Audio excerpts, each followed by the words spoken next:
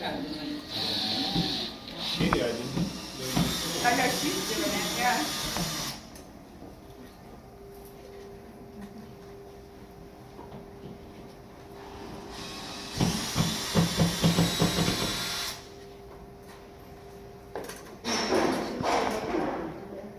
She was moving crates yesterday.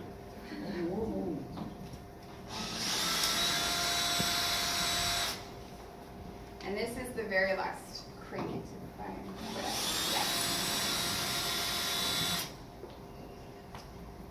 Yeah. This is a suit of armor of a jouster from the mid-1500s, which is what you're going to see. Or at least it was a suit of armor made for jousting in about 1550.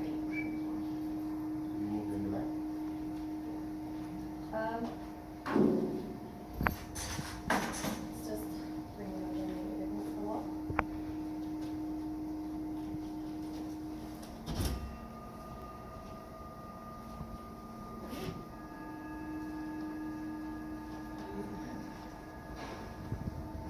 There he is.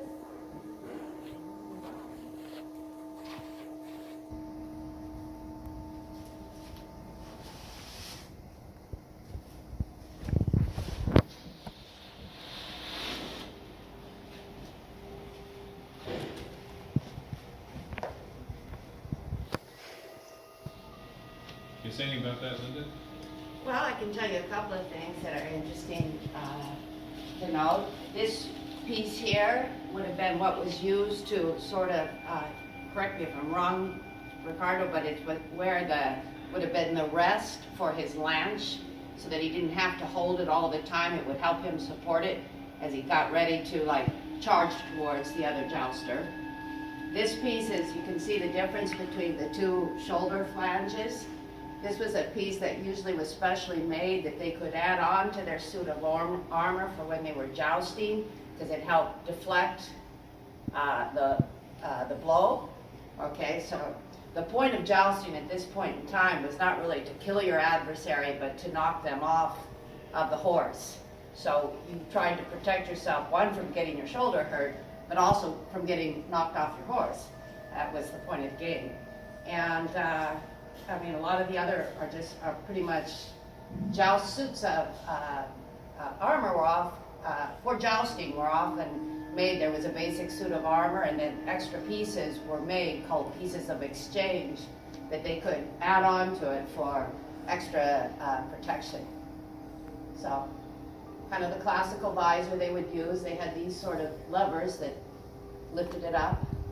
So anyway, if anyone has any more specific question, I'm not sure I could answer that, but that's about as far as I can go about it. I mean, it's very beautiful, well-made, and particularly well decorated. A lot of this kind of decoration was done with a process known as engraving. It was a kind of engraving called aquaforte. It's like strong water, but it was actually done through a chemical process that created the engraving on metal. When was this done, Linda? Around 1550.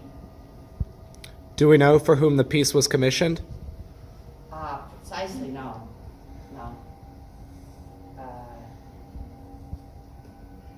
No, I mean, it wasn't, that kind of documentation about this particular suit of armor doesn't exist. It was, at that point, jousting was kind of ceremonial, part of parade armor, that kind of stuff, so could have been. I believe the manufacturer was around Milan. Yeah.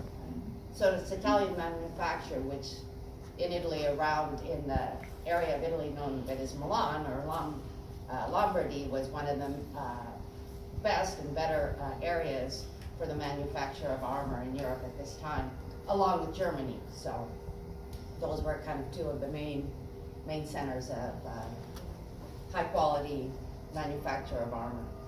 How long would it take to create a suit of armor like that? It custom fitted to someone, and how long does the process take?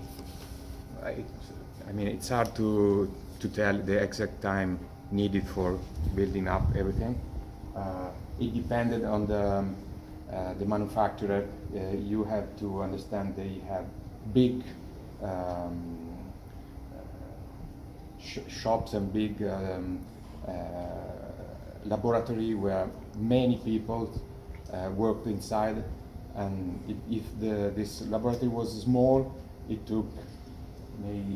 may took some months to make a complete suit of armor. More elaborated workshop could take less time because many people working together, so it's not easy to say how much time did it take for this armor. What's the material made of? It's steel. Oh, is it titanium or real? In this case, this is the heaviest armor that we are presenting in our exhibition because it's made for jousting. Usually an armor intended for war was no more than 40 pounds in weight. This kind of armor may go to 70 or more. So everyone is welcome to get a little closer and get some closer pictures, take some pictures with him. Just please, no touching or bumping into the crate, but otherwise you're welcome to come take a close look. Can we also talk about the piece right here? The exit of the cell? Just in case you want to know what that is. Sure.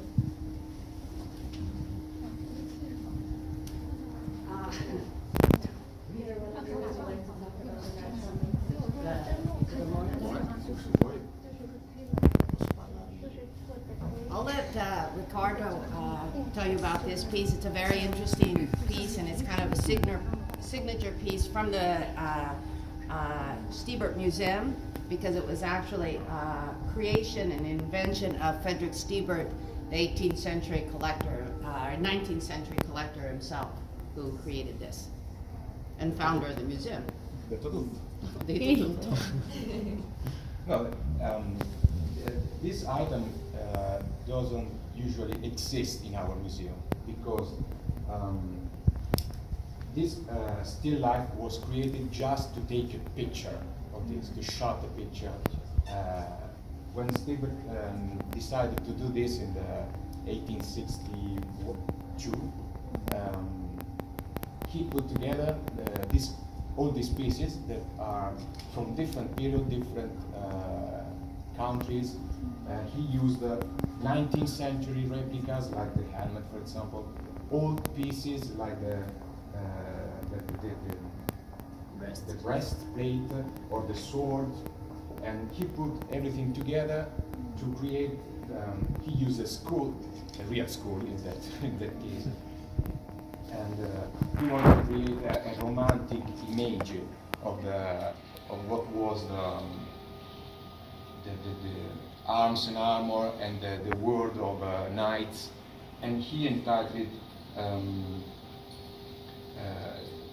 he wanted to show with these pieces how the life ends quickly, but the glory gained through the arms and armor can live forever. So this is a very romantic idea. It was very typical of the late 19th century. So we decided to recreate this still life to end the exhibition. Ricardo, can you tell us anything about the sword? The sword is not a normal sword. This is just a sword. If you look at the tip, you will notice that it's rounded, no point, because it was just used to cut and for death penalties. And this is a sword intended for this, so no tip needed. Executioner's sword. Yeah. And Sword on of justice. in the blade, there is an inscription that reads, if you do right, you have not to fear me.